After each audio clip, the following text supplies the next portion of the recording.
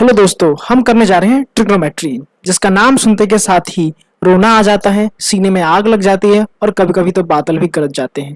तो चलिए करते हैं हम इसको नॉकआउट। और अगर आपने चैनल को सब्सक्राइब नहीं किया है तो चैनल को सब्सक्राइब जरूर करें। देखिए, ट्रिग्नोमेट्री एक ऐसी टेक्निक थी जिसकी मदद से हम किसी भी ऑब्जेक्ट का हाइट और डिस्टेंस कैलकुलेट कर सकते हैं अगर हमें एंगल पता हो तो। ट्रिग्नोमेट्री को पढ़ने से पहले आपको बेसिक रूल्स पता होने चाहिए। सबसे पहला रूल जो है, जो ट्रिग्नोमेट्री है, वो आपका अप्लाई होता है राइट एंगल ट्राइंगल पे अप्लाई होता है, जिसको हम लोग हिंदी में बोलते हैं समकोण त्रिभुज। और जो समकोण त्रिभुज का शेप होता है वो कुछ इस तरीके का होता है, जिसके अंदर क्या होता है, ये मान लीजिए ए है, ये बी है और ये सी है, और ये है एक 90 डिग्री का एंगल। इसका मतलब राइट एंगल ट्राइंगल या फिर समकोण त्रिभुज में एक जो एंगल होगा वो हमेशा कितने डिग्री का होगा, 90 डिग्री का होगा। ये जो साइड है हम इसको बोलते हैं हाइपोटेन्यूज, जिसको हम लोग दिखाएंगे किससे, एच से दिखाएंगे, और इसको हिंदी में बोला जाता है कर्ण। ये जो नीचे वाली साइड है इसको आप बोलते हैं बेस, इसको आप दिखाएंगे किससे, बी से, और इसको हिंदी में बोला जाता है आधार। और ये जो स्ट्रेट लाइन है ए बी, इसको हम लोग हिंदी में बोलते हैं लंब, और आप इसको इंग्लिश में दिखाते हैं किससे, पी से। पी होता है परपेंडिकुलर। अब अगर हम समकोण त्रिभुज या फिर राइट एंगल ट्राइंगल के बारे में बात कर रहे हैं तो हमें एक बाबा जी का नाम याद रखना है, जिनका नाम है पाइथागोरस। अब इन्होंने एक थ्योरम दिया था जिसको बोलते हैं पाइथागोरस थ्योरम, और जो पाइथागोरस थ्योरम होता है वो होता है आपका A square plus B square equals to C square. इसको सिंप्लीफाई करने के लिए ऐसा बोला जाता है, लेकिन रियलिटी में क्या होता है, ये अगर ये आपका h है, ये आपका p है और ये आपका b है, तो रियलिटी में होता है जो h का स्क्वायर है, h का स्क्वायर मतलब हाइपोटेन्यूज या फिर कर्ण का जो स्क्वायर है वो आपके बेस का स्क्वायर, बेस मतलब आधार का स्क्वायर, प्लस परपेंडिकुलर मतलब लंब के स्क्वायर के बराबर होता है। इसको और आगे करने से पहले आप कुछ शॉर्टकट ट्रिक समझ लीजिए। जैसे सबसे पहला ट्रिक होगा कि अगर 3 + 4 है तो वो होता है आपका 5 के इक्वल।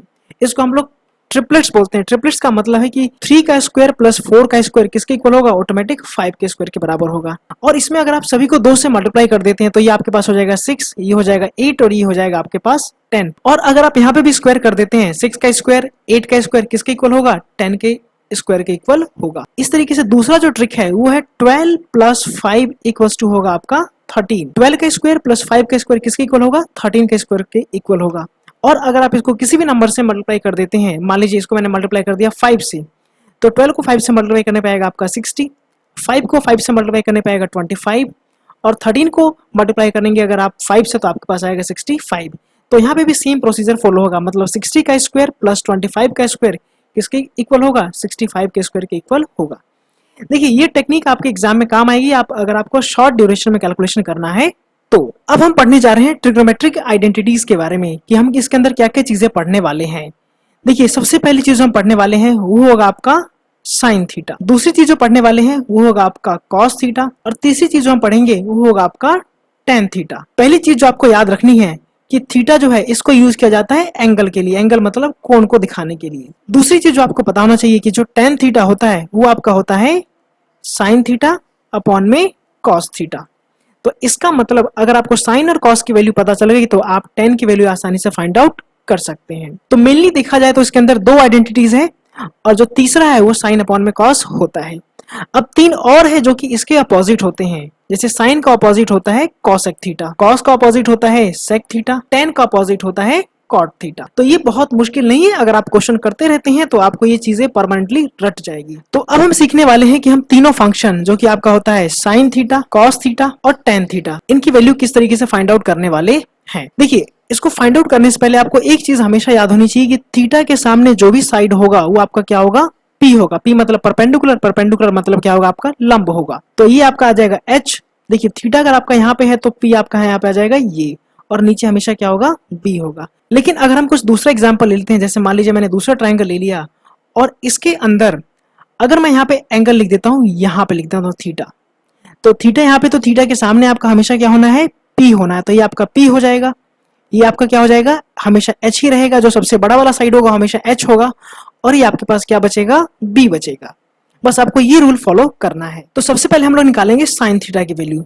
देखिए, साइन थीटा होता है अपोजिट साइड अपॉन में एच। हम इसको हिंदी में बोल सकते हैं सम्मुख भुजा अपॉन में कर्ण। देखिए, थीटा के सामने कौन सा साइड है, ये है P, और इसका H क्या है आपका, कर्ण जो कि होता है H, ये रहा P अपॉन में H। कॉस थीटा होता है आपका एडजेसेंट साइड अपॉन में H, जिसको हम लोग हिंदी में बोलते हैं संलग्न भुजा बटे में कर्ण। तो आप देखेंगे कि थीटा से लगा हुआ साइड कौन सा है, ये है आपका बी, और कर्ण आपका क्या है, कर्ण मतलब एच हो जाएगा आपका। और आपको पता है कि टेन थीटा होने वाला है आपका साइन थीटा अपॉन में कॉस थीटा। तो इसका मतलब मेरे पास साइन थीटा की वैल्यू आई है पी अपॉन में एच, कॉस थीटा आया मेरे पास बी अपॉन में एच।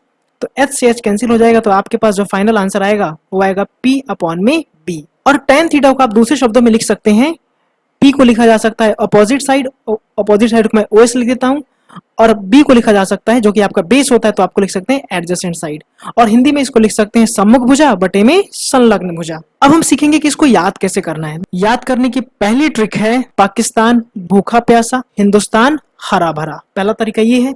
दूसरा, आपने एक और सुना होगा, पंडित बद्री प्रसाद हर हर बोले, सोना चांदी तोले। अब ये तरीका भी है।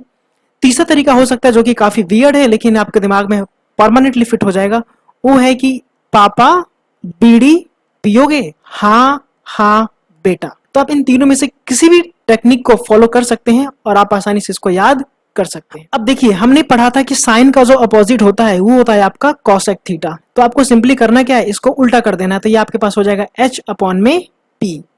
कॉस का जो उल्टा होता है वो होता है आपका सेक थीटा। तो आपको कर क्या देना है, एच अपॉन में बी। और टेन का अपोजिट होता है कॉट थीटा।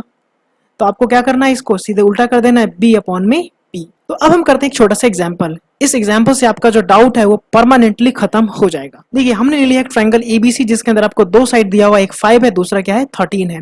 तो आपको मैंने बताया था कि 12 प्लस 5 जो होता है वो किसके इक्वल होता है, 13 के इक्वल होता है। इसका मतलब 12 का स्क्वायर प्लस 5 का स्क्वायर किसके इक्वल होगा, 13 के स्क्वायर के इक्वल होगा ही। तो इसका मतलब अगर आपको दो साइड दिया हुआ है 5 और 13 दिया हुआ है, इसका मतलब तीसरा साइड ऑटोमेटिक क्या हो जाना है, 12 हो जाना है। अब हम वैल्यू फाइंड आउट करते हैं। क्या, साइन ए की वैल्यू फाइंड आउट करेंगे, कॉस ए की वैल्यू फाइंड आउट करेंगे, और टेन ए की वैल्यू फाइंड आउट करेंगे।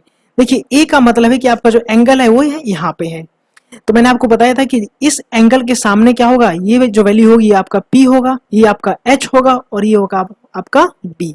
और साइन ए आपको बताया गया है कि आपका क्या होता है, ये होता है P अपॉन में H। कॉस थीटा आपका होता है B अपॉन में H, और टेन थीटा होता है साइन थीटा अपॉन में कॉस थीटा, जो कि आपके पास हो जाएगा P अपॉन में B। अब आपको यहाँ पे सिर्फ वैल्यू प्लेस कर देनी है। तो देखिए, P आपके पास है कितना 5, और H आपके पास दिया हुआ है 13। B आपके पास कितना है 12, और H आपको दिया हुआ है 13। P आपके पास है अगेन 5, और जो आपका B है वो आपके पास है 12। तो हमने निकाल लिया है साइन A, कॉस A और tan A की वैल्यू। अब अगर इस एग्जांपल में हमें फाइंड आउट करना है, मान लीजिए sine C, cos C and tan C की वैल्यू। अब देखिए, यहाँ पे क्या हो चुका है, एंगल हो चुका है चेंज, एंगल आ चुका है यहाँ पे C पे। अब आपको मैं ऑलरेडी बता चुका हूँ कि C के सामने जो साइड होगा वो आपका क्या होगा, ये होगा P। सबसे बड़ा वाला जो साइड होगा वो आपका होगा H, और जो बच गया वो आपके पास क्या होगा, B होगा। और साइन का फॉर्मूला आपको बताया जा चुका है, ये होता है P अपॉन में H। कॉस होता है आपके पास B अपॉन में H, और tan होता है आपके पास P अपॉन में B। तो P की जगह आप रखेंगे कितना 12, H की जगह रखेंगे आप कितना 13। यहाँ पे B की जगह आपको रखना है 5, और H की जगह रखना है कितना 13। और tan में आप देखेंगे कि P अपॉन में B है, तो P आपके पास है 12 और B आपके पास है कितना 5। तो आज हमने किया इसके बेसिक्स को नॉकआउट, अगली क्लास में इसके एंगल्स को नॉकआउट करेंगे। और हाँ, चैनल को सब्सक्राइब करना ना भूले। Thank you for watching.